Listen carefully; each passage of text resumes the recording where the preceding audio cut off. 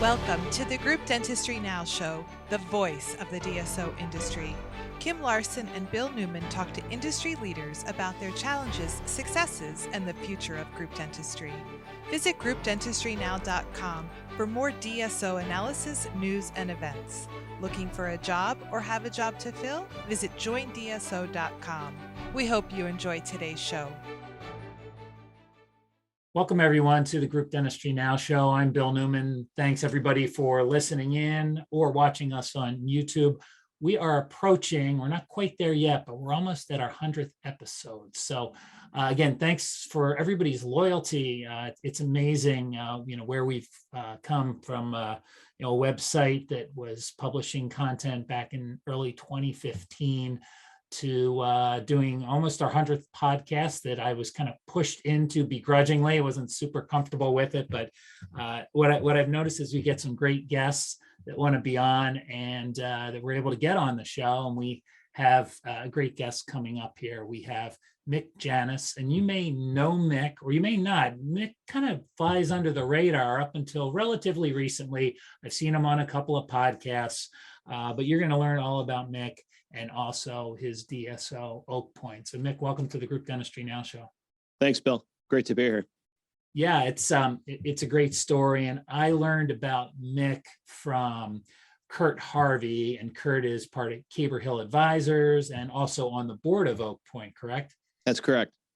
So we tried to get Mick for a couple of years to talk about his DSO, and I don't think he was ready to do it. And then probably about middle of last year, seemed like you were warming up to the idea and became part of the 2022 emerging groups to watch. And you and some of your team are going to be in Nashville in October to receive your award there. So congratulations on that and all your success.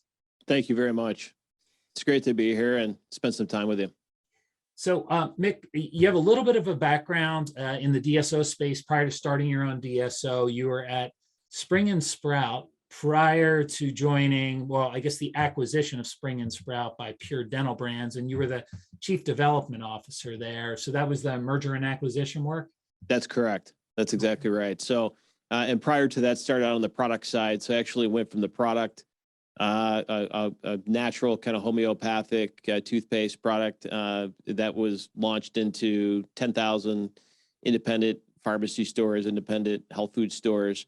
And then went from that organization to Spring and Sprout, founding Spring and Sprout with Michael Schwartz, who's now the CEO of Specialty Dental Brands. So he and I founded Spring and Sprout with one practice and grew that to roughly 22 practices and 30 million in collections before that was acquired by Pure Dental Brands. And then I stuck around for a year for the integration of that before the launch of Oakpoint. So how did you make the move from the product side to the provider side of things? That's kind of an interesting pivot. Yeah. It was an interesting moment. So the product company was formed by a pediatric dentist, and he was going through all of the trials and tribulations of running a practice, and he was getting fatigued with the back office. And we just had a holistic kind of conversation of, okay, what's working, what's not. What if we just formed our own group and help support you, in your effort of operating your practice, each day. So he literally became practice number one for Spring and Sprout, which grew into 22 practices over approximately a 3-year window. So it was a pretty natural progression, really, when you look at all the doctors pretty much have the same challenges. They really want to work on do their clinical work, and they're not. They really don't want to, the vast majority of them do not want to be spending time with human resources issues or, whether the phones are up or down or IT issues or, pick the topic today, right? I mean, it's a lot to handle when you're responsible for the clinical work. That's pretty cool that worked out that way. So the pediatric dentist that was the first practice for Spring and Sprout was also the pediatric doctor that owned the practice was the founder of products that you sold into the pharmacy. And okay, that's interesting. So all right, you're at Spring and Sprout, Pure Dental Brands. You were there for a while, and then what led you to start your own DSO?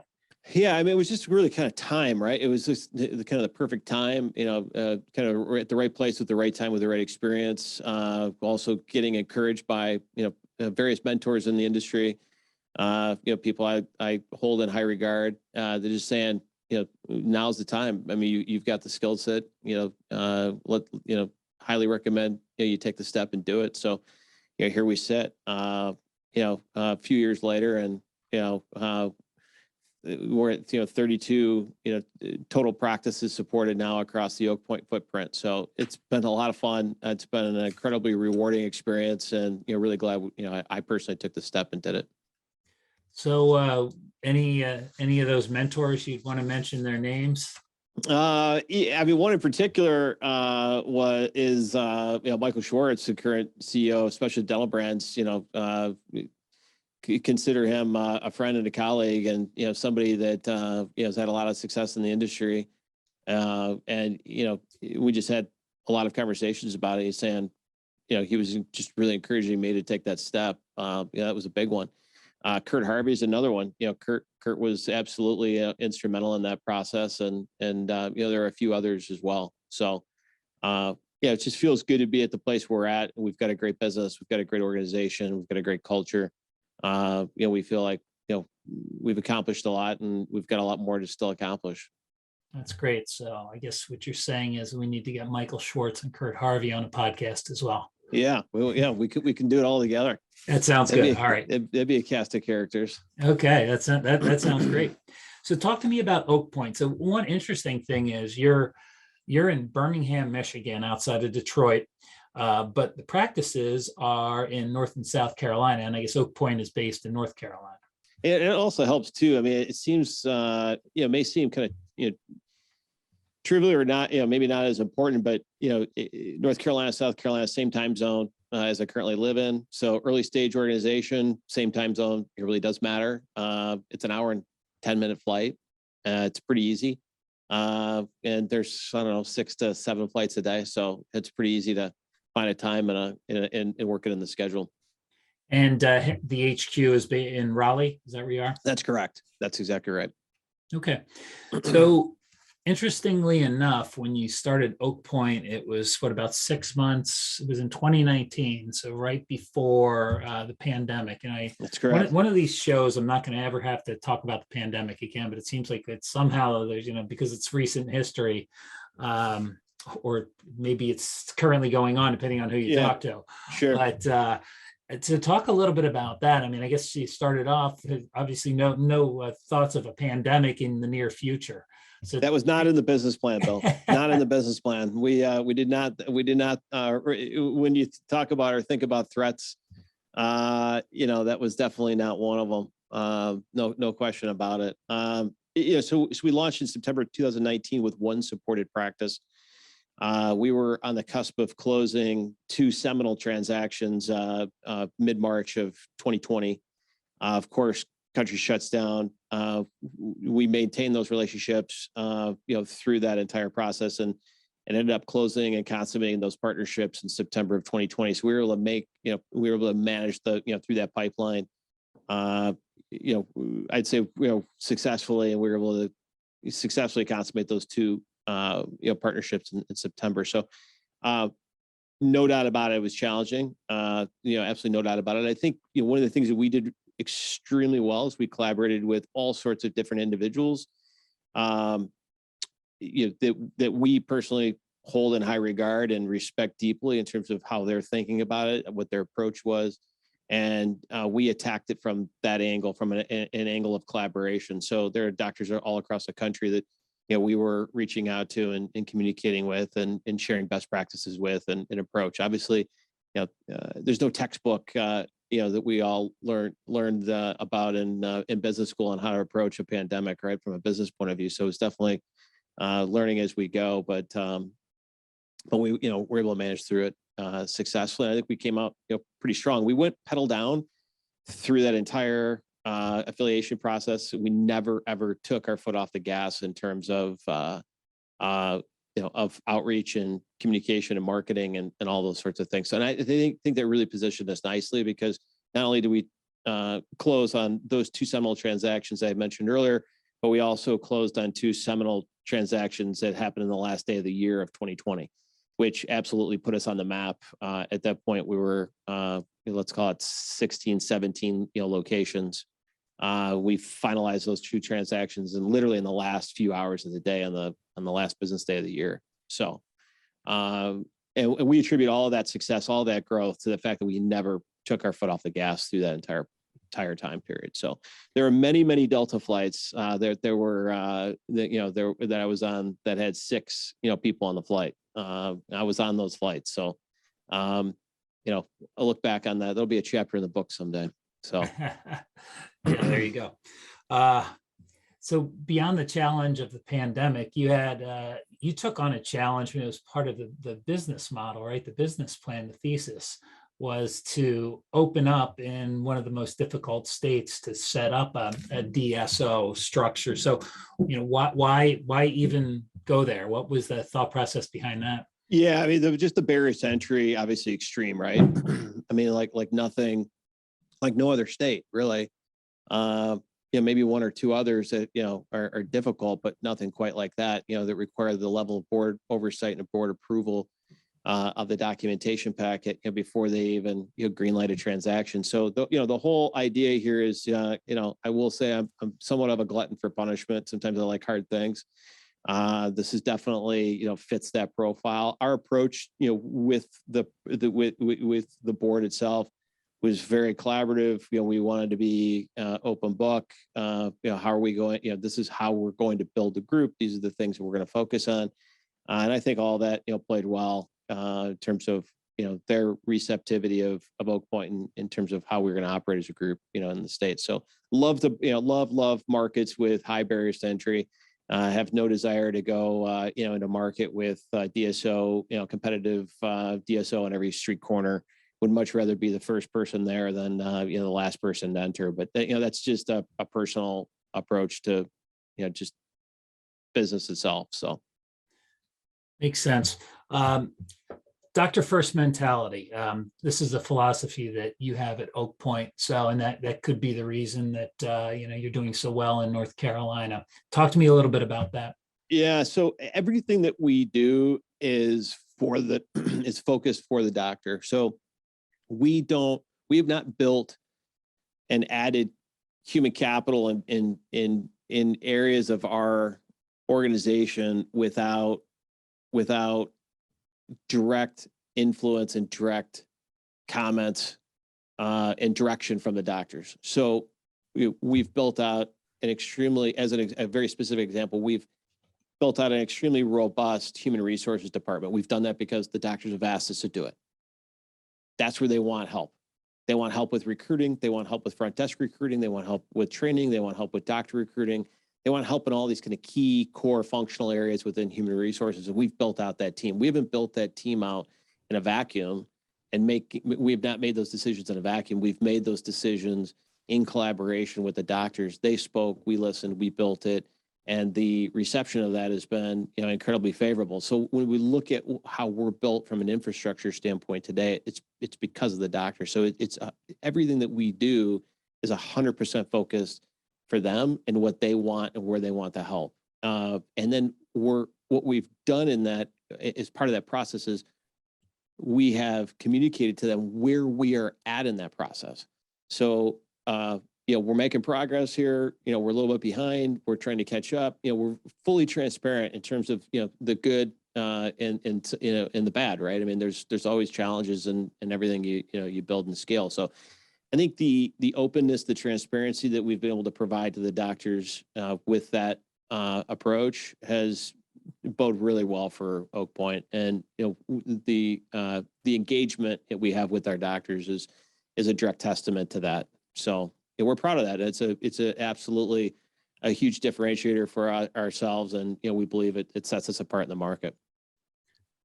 So 2020, what did you say you ended with as far as practice count?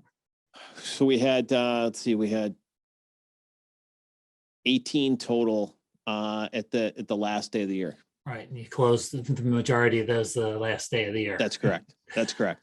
So talk to us about the growth in 21 and then what the goal is for 2022. So we're ahead of our kind of projections, let's say by about a year and a half, roughly ahead of our total projections that we initially forecasted.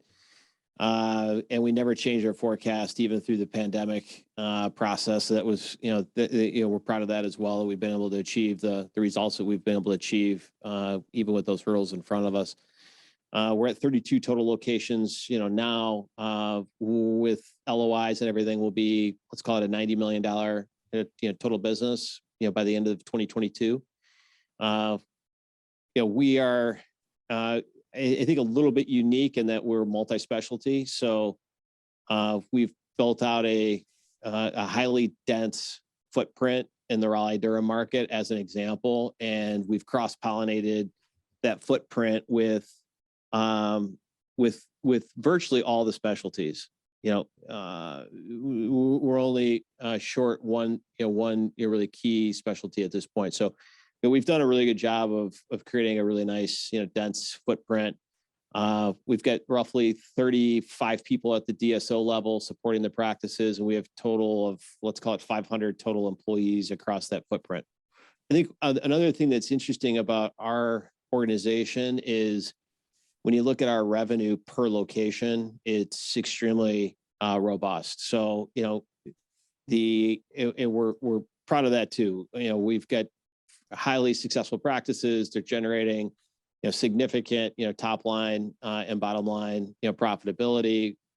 We've got incredible doctor engagement, and we've been highly selective and disciplined in our approach. So our approach to the geography, our approach to the partner that we're seeking, our partners, they embody kind of where we're going as an organization. And you can't appeal to everybody. Not everybody fits this model, right? It's not the right fit for everybody, and that's perfectly fine. And if it's not the right fit, we're happy to make introductions to other groups that we think it would be a good fit. So this is not this is not for the doctor who's 65 years of age, wants to make a transition and do a work back for 24 months and be done. That's not what we're building here. So, and there's nothing wrong with that. It's just not, it's not what we're building here. So we've been highly disciplined in our approach. Are all of these practices, these 32 practices or locations, are they all acquisition? 100% are what we refer to as affiliation. Each one of our doctors is a doctor partner. Each one of our doctors that have joined Oakpoint is an owner, and our median age is, we only have 2 doctors in their 60s. Our median age is high 40s. So, one of the most exciting things about where we're heading as an organization is we've got a highly engaged young doctor base that wants to run a long race, with this leadership team, and we're extremely excited about that. So you talked about them being doctor owners. So is it ownership at the practice level, at the DSO level, combination of the two? Yeah, so it's all at the practice level. That's where ownership resides, and it's directly tied to their performance. So, we believe that the model that we have set forth is one of the reasons why we have the level of engagement that we have. When you look at our average specialty practice has 30 in excess of 30% same location growth year over year. And our average general dental practice has in excess of 15% year over year growth on a per site basis. And we believe 100% that is tied to the fact that their ownership does in fact reside at the practice level. They're deeply incentivized to drive those results, and we're coaching and directing and guiding in terms of where we think we should be spending as a team, where we should be spending our time and effort. So you mentioned Raleigh being where the HQ is and also where the majority of these practices are located. You have some in South Carolina as well. Talk to me about, do you feel like you're going to spend, as you continue to grow, spend time focused on North Carolina and South Carolina? Is there any aspirations to move out of those two states? Yeah, great question. So definitely aspirations to move out. We're highly focused on, partner selection. So if if I was introduced to somebody in Eastern Tennessee tomorrow that was the right partner from a culture standpoint, and embodied our core value set and kind of where we're heading as an organization, we'd go to Eastern Tennessee tomorrow. We have looked at multiple opportunities in Virginia. We have multiple LOIs right now in place in the state of South Carolina, so we're excited about that. We feel that 2022 will prove to be a successful year in South Carolina. We'll continue to build that footprint out. And we'd be even looking, willing to go a little further than those states. Anything kind of in that southeast corridor, we would absolutely be willing to take a look at. We have our approach to date has been tied directly to the number of resources that we have at our disposal. So we've been deeply focused on staying in a highly concentrated geographic footprint because of the resources that we have at our disposal. When we have more resources, we'll be able to expand further. We will not be one of these organizations or groups that has 30 locations, 40 locations over 6 states. That's just not of interest to us. There are others doing that, and we just feel at some point you get spread a little thin, right? We're still an early stage organization. We want to be smart about how we're resourcing the business. We want to be prudent with how we're approaching the process.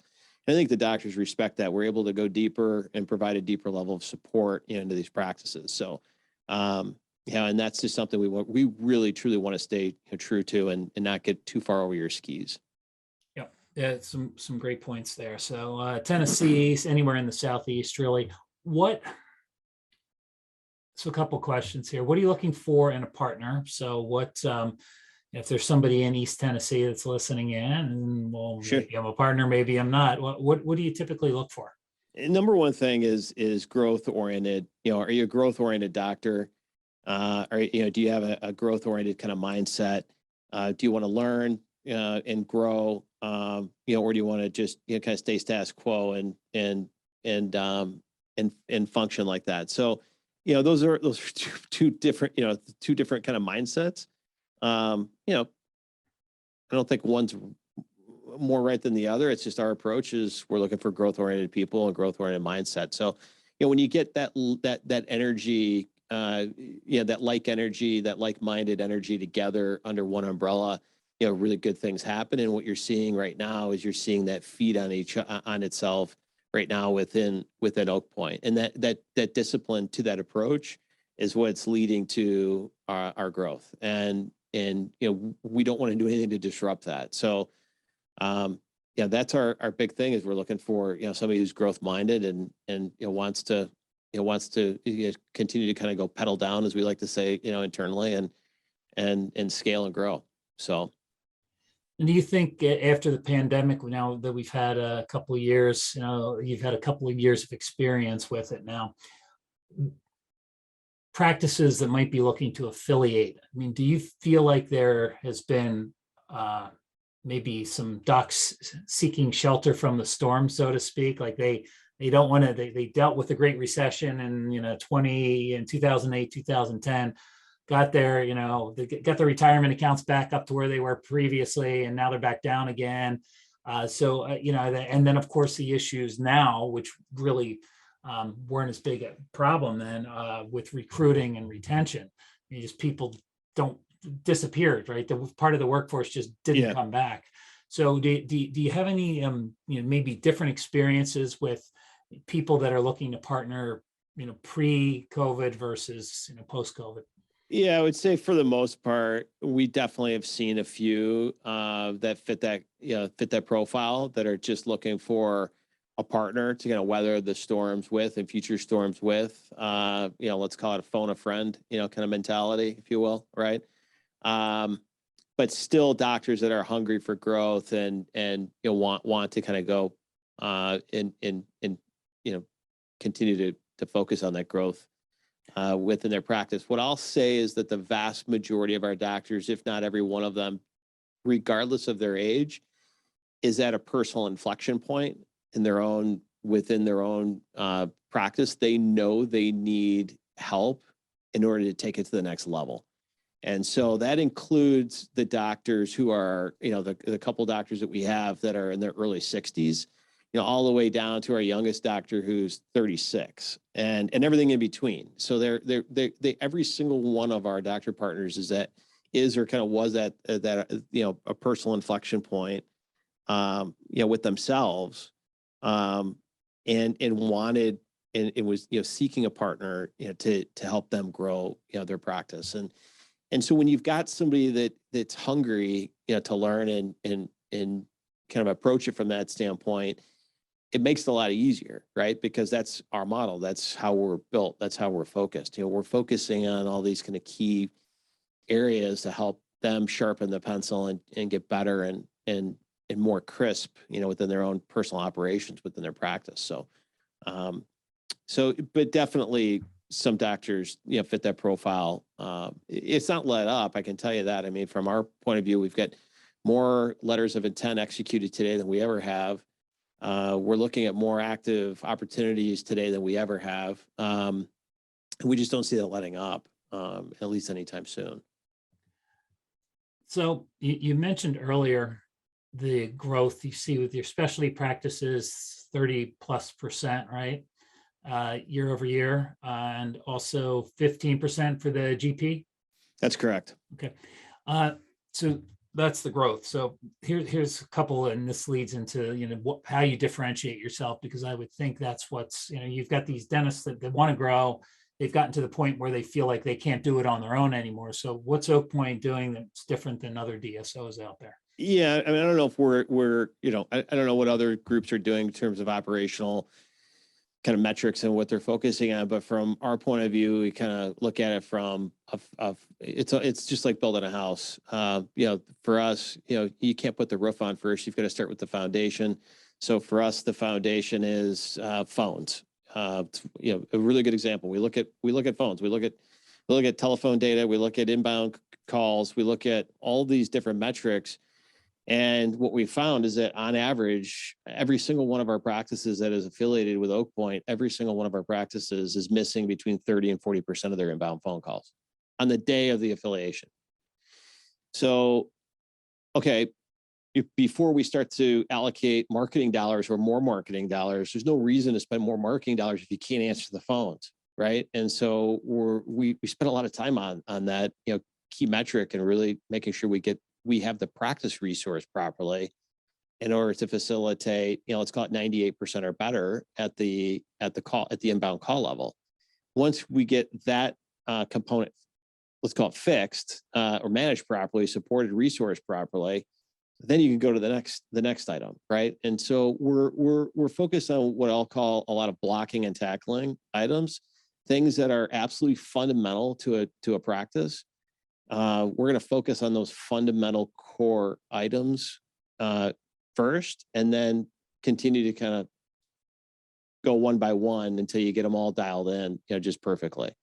So, it's an evolutionary process. It's not easy all the time, but, I think we're all in agreement. There's no reason to spend marketing dollars. As a very specific example, there's no reason to spend marketing dollars if you can't answer the phone. Everyone will agree with that, right? So let's start there. Let's start, at a place where we can all agree on one or two items, and let's attack those items. So for us, you look at a lot of groups out there that have scaled and grown. A lot of them are what I'll call, they're aggregating, EBITDA, right? They're just literally stacking up the EBITDA, and they're just going to use that collection of EBITDA as an arbitrage for the investment. Okay, that's one approach, but I think a better approach would be also to improve operationally at each practice site, right? And support the practices accordingly. And of course, grow by affiliation as well. So our approach is kind of twofold, and there's no reason to just go and affiliate with 5, 10, 20 more practices if you don't have those success points in place. So we've got all sorts of case studies that we show our docs, and we're very proud of these items. And I think one of the things that we do really well is we don't over-engineer the process. There are about 10 really key items that we focus on at the practice level. And once we get those 10 dialed in, then we'll focus on another 10. But there's no reason to focus on the more complex 10 down the road if you can't answer the phone and make sure the hygiene schedule is fixed and operating at a optimized level and so on. So. Okay, so number one, make sure that you're answering the phones. Got to answer the phones, right? Probably easier said than done. It is.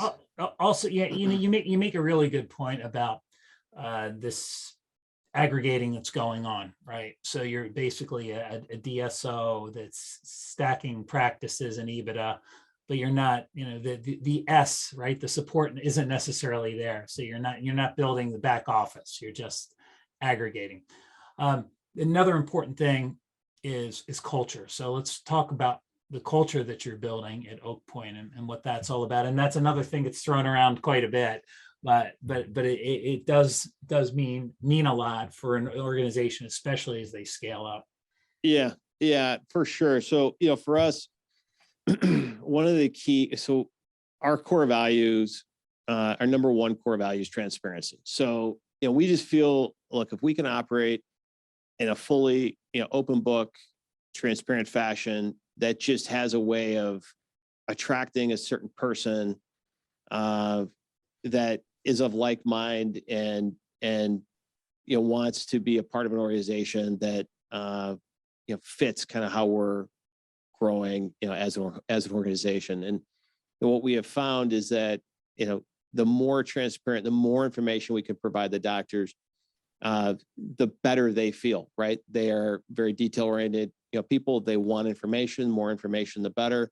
Let them kind of pick and choose what information they want to draw on, but give it to them, make it available to them, and then walk them through it, in detail. And some require a high level of detail and others do not, right? But the bottom line is they want to make sure that they've got access to the information. So we have done I think our finance department has done an unbelievable job of creating an open book toolkit for our practices to reflect performance, and that is literally the root of our culture within our organization. Is every single thing that we do is just it's on the table.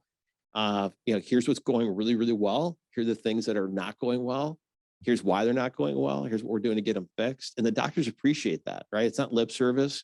Nothing goes perfect. Nobody delivers. It's impossible. And so just having really open, honest, conversations about the things that we're doing really well and the things that we're really, making, focused energy to improve upon is really appreciative from the doctors. And because of that, we really believe that that's a big reason we've got the level of engagement we have, because the doctors are jumping in and helping, in some of these areas. So it's refreshing, when you've got a culture of transparency and a culture of engagement, and everyone's working together, for the common good.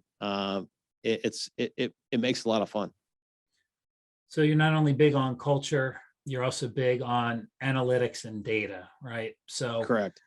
You hear, again, it's another thing we talk a lot about in the industry are the analytics. It's the data that's coming in. And so you have that, but then there's how are you measuring it? How are you sharing that with the different practices? And then how do you measure, how they act on that, right? So how do you take that data and make it actionable? So can you talk a little bit about what you're doing? Yeah, absolutely. So this is an area that we started on day one. Let's call it a few months before we consummated our very first partnership transaction in September 2019. We started building out our proprietary dashboard that's built on Power BI. And it's built 100% to drive very specific behavior and in the order that we want it done. So, phones being, one of those items, right? So we have not only all of our operational KPI data flowing into Power BI, we have all of our financial data flowing into Power BI, and we have all of our phone data flowing into Power BI. And so for an early stage, smaller organization, I'm sure the groups that are, 500, plus are doing this, all day. I would have to imagine, but, for us, for being such a small organization, when we first started to today, just continue to build on that Power BI dashboard. We attribute a lot of the data and how we have it laid out, to our current success. So, and everyone, within the organization has access to that. So, and that's literally, it's how we operate, the organization. We've got a scorecard. We've got very specific metrics that we focus on. We do not change the practice management data. We're able to extract this, practice management, the KPI data through a third-party tool. And all of that data flows into our Power BI dashboard, and it's all in real-time access. So it's been an incredible differentiator for us as an organization, and it gives our leadership team the confidence that we're firing on the cylinders that we need to be firing on, in the areas that we want the teams at the practice level to be focused.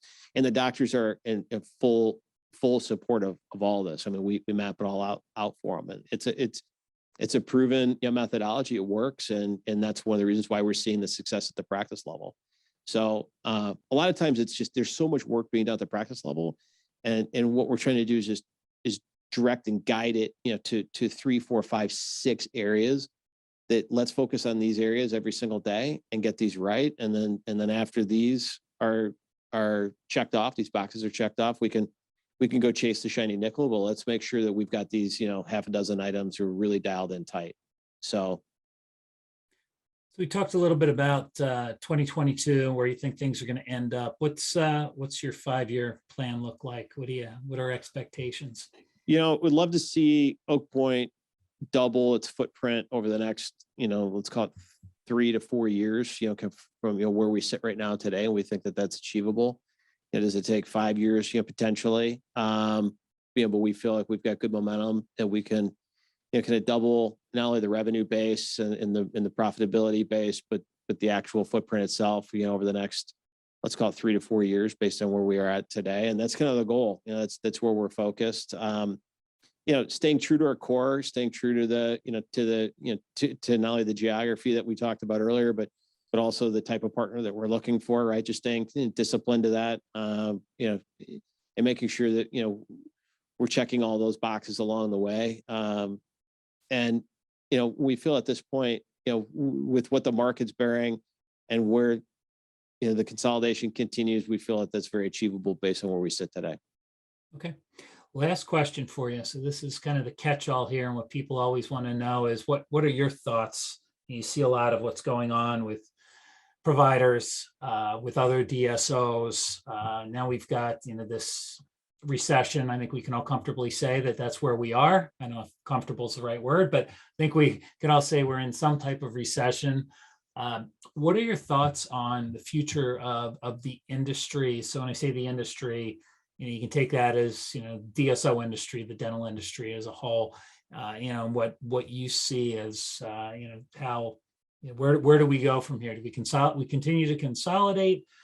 Does the recession slow things down? Does it accelerate it? Does it change things? Again, that's a really open-ended question. I'll leave it there, but just curious your thoughts. Yeah. I think it's an interesting question. So number one, at a high level, I think we'll continue to see big platforms join forces and create, cost synergies, by joining forces. So, we've already started to see some of that play out over the last, 24 months. That will absolutely continue to play out. There's no doubt about that. The second tier down, I think you'll start to see that play out with some of the mid-tier size groups as well. Same thing, kind of got stopped out in growth, easier to, kind of join forces, strip out costs and generate, savings and create enterprise value in that capacity. I think you're going to see these kind of smaller groups that are doctor-led, doctor-owned, let's call it regionally financed by regional bank. You're going to start to see those, continue to trade and join, forces with larger groups, or become, platforms themselves, before for their next, phase of growth. There's a lot of groups out there that are, 10, 15, 30 locations that are, doctor owned, financed by a regional bank. And, now you need institutional capital to kind of take it to the next level. So it will absolutely see that kind of play out. Recession, I think, those practices that are highly, cosmetic based, those are vulnerable going into this. And that's definitely not an area of focus for ourselves. For that reason. So, I think that'll play out. And I think, markets that will remain stable are those high growth, markets. So, the Floridas of the world, Nashville, Tennessee, Austin, Texas, Dallas, Texas, and the markets that we're serving right now in the Raleigh-Durham area and North Carolina in general and South Carolina in general, these are high growth, markets, depending on what you look at. The Raleigh-Durham market's anywhere from the first or second or third fastest growing MSA in the country, right? So there's some benefits to being in these high growth, markets, where you're buffered from some of this, recession discussion. They're just, those markets will not be, as hit as hard as, some of the other states will be, over time. So, I think for the next 5 years, you continue to see, rapid, consolidation. And I think it's a lot of fun for the next, 5 to 7 years. I think beyond that, I think it'll just get harder and harder because I think a big push will be completed by that point. All right. Last question for you, Mick.